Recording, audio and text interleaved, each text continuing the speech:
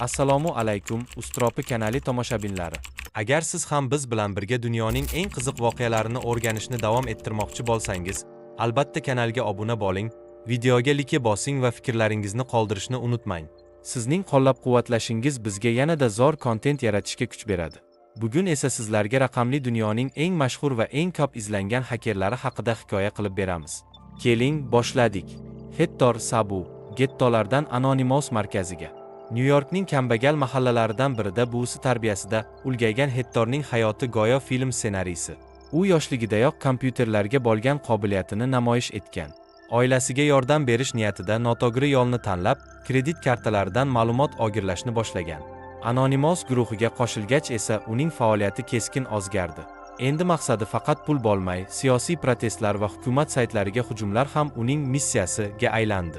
Tunis bosh vazirining rasmiy saytiga norozilik xabarini joylashtirgani butun dunyoda shov-shuvga sabab bo'ldi. Ammo FB uni ancha oldin kuzatishni boshlagan edi. Uyining eshigi taqillagach, uning hayotidagi eng keskin burilish boshlandi. 124 yilgacha qamoq jazosi bilan yuzlashgan Hector hukumat bilan hamkorlik qilish qaroriga keldi va 3 yil ichida yuzlab yirik kiberhujumlarning oldini olishga yordam berdi.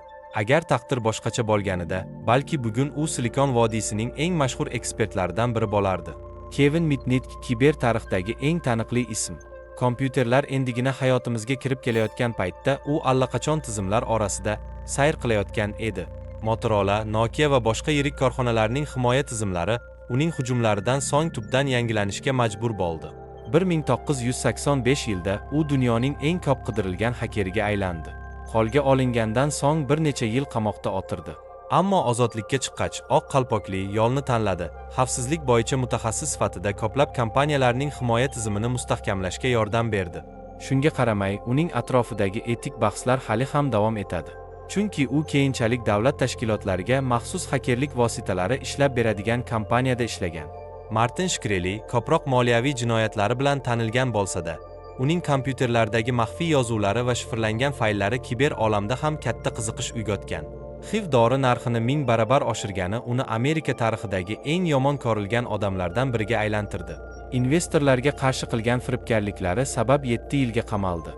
Tergov jarayonida uning kompyuterida juda noyob raqamli fayllar va maxfiy chat yozuvlari topilgani keng muhokama qilingan edi.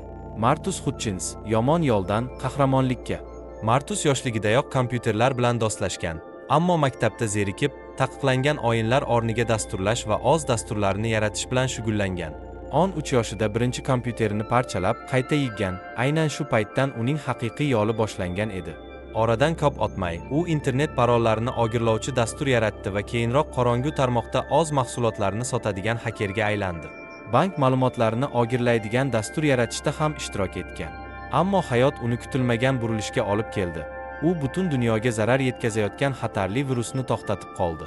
Sud jarayonida sudya aynan shu jasorati uning barcha ayblovlaridan kuchliroq ekanini aytib, Markusni ozod qildi.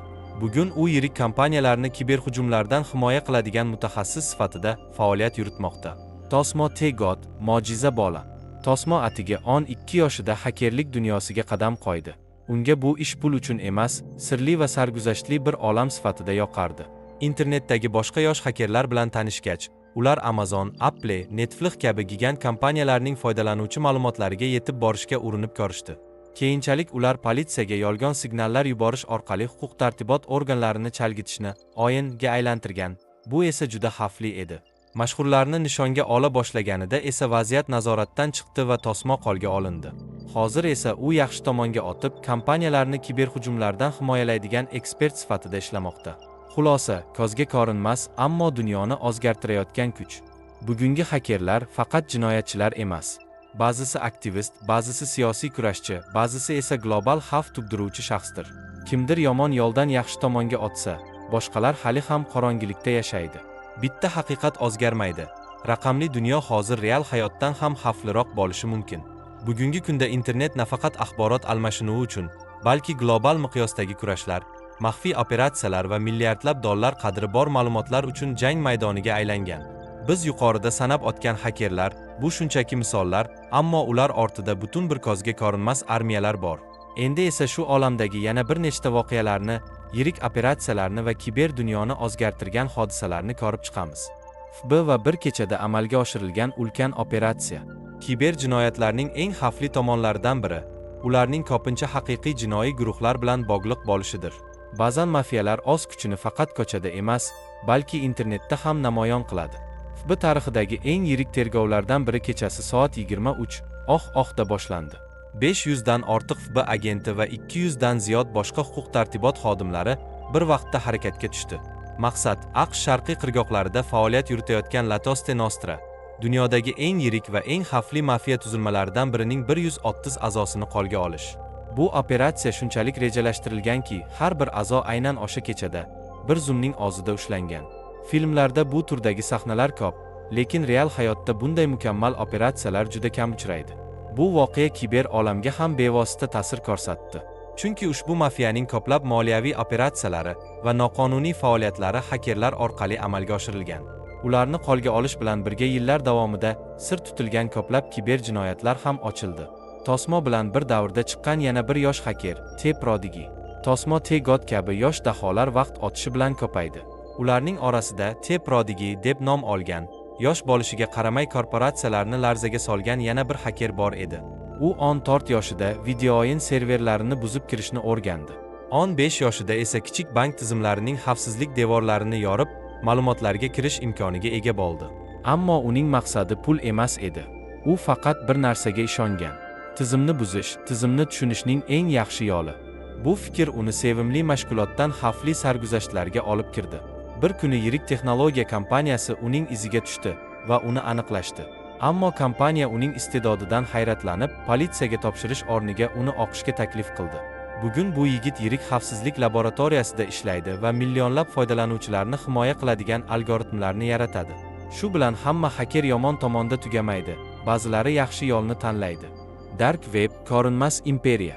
Dark Web xakerlarning eng katta markazi, jinoyatchilar uchun bosh bozor, hukumatlar uchun esa eng katta bosh og'riqlardan biri. Bu joyda qurollardan tortib bank ma'lumotlarigacha, viruslardan tortib shaxsiy hisoblarning butun bazalarigacha, firibgarlik xizmatlaridan tortib davlat hujjatlarigacha hamma narsa narxiga qarab sotiladi. Biz yuqorida sanab o'tgan Tosmo, Martus Hutchins, Tom Manderx kabi xakerlar ham bir paytlar aynan mana shu ko'lanka bozorining ichkarisida edi. Dark Web haqida eng dahshatlisi, bu yerda hech kim o'zini yomon deb hisoblamaydi. Har kim o'zini oqlaydigan sabab topadi. Kimdir men faqat tajriba o'tkazdim deydi. Kimdir bu mening ishim deydi. Kimdir esa men faqat hukumatlarga qarshi kurashdim deb o'ylaydi. Lekin ularning birgina harakati millionlab odamlarga zarar yetkazishi mumkin. Bugunning xakerlari, ertaning xavfsizlik ekspertlari. Tarix shuni ko'rsatadiki, ko'plab mashhur xakerlar oxir-oqibat ikki yo'ldan birini tanlaydi. Yoki jinoyat dunyosida chuqurroq chokib, davlat bilan to'qnash keladi. Yoki iste'dodini foydali yo'nalishga burib, butun dunyoni himoya qiladigan mutaxassisga aylanadi. Martus Hutchins, Tosmo T. God, T. Prodigy bularning barchasi shuni isbotlaydi. Bugungi kunda yirik it kompaniyalari eng yaxshi xavfsizlik mutaxassislarini qayerdan qidirayotganini bilasizmi? To'g'ri, avvallari tizimlarga kirib ko'rgan, zaifliklarni o'zlari topgan sobiq xakerlar orasidan. Xulosa, kiber dunyo bu ko'z ilgamas front. Haqiqiy janglar endi jang maydonlarida emas, serverlar, shifrlangan tunnel tizimlari, global tarmoqlar, algoritmlar orasida davom etadi. Xakerlar esa bu kurashning kimisi qahramoni, kimisi jinoyatchisi, kimisi esa oradagi kulrang hududning aholisi bo'lib qolaveradi. Ustropi kanali bilan birga bo'lganingiz uchun rahmat. Kiber olam keng, sirlar esa cheksiz.